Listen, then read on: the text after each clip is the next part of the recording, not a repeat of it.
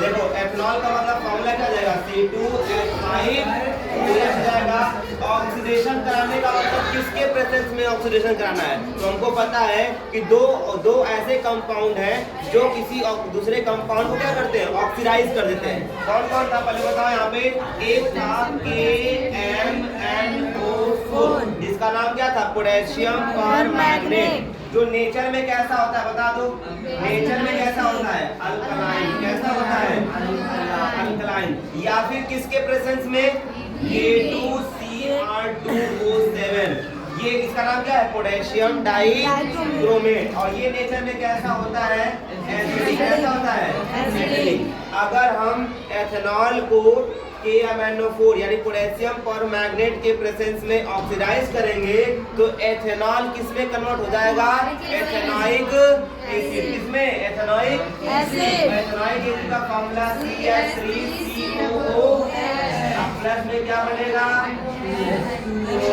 कोई दिक्कत। एथेनॉल की तीसरी केमिकल प्रॉपर्टीज क्या थी बता दो, यानी एथेनॉल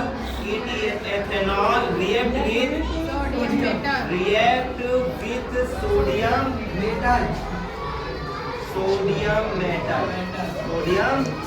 metal। तो बताओ, यानी यहाँ पे अगर मैं एथेनॉल को C2H5OH को अगर सोडियम के साथ रिएक्शन करा दूं, तो तुमको पता है यहाँ पे कि जो सोडियम होता है वो मोर रिएक्टिव होता है किससे, हाइड्रोजन से। Sodium is more reactive than hydrogen. तो ये इसको क्या करेगा, डिस्प्लेस कर देगा, और क्या बन जाएगा बताओ, नाम क्या रहेगा, सोडियम एथॉक्साइड। क्या नाम हो जाएगा, प्लस में कौन सी गैस निकलेगी, कौन सी गैस, अगर इस हाइड्रोजन गैस के पास बर्निंग कैंडल लाया जाए तो किस तरह की साउंड आ जाएगा, ठीक है, बोलेगा सर लोग। एथेनॉल की चौथी प्रॉपर्टीज क्या थी, डिहाइड्रेशन। क्या था, डिहाइड्रेशन, डिहाइड्रेशन।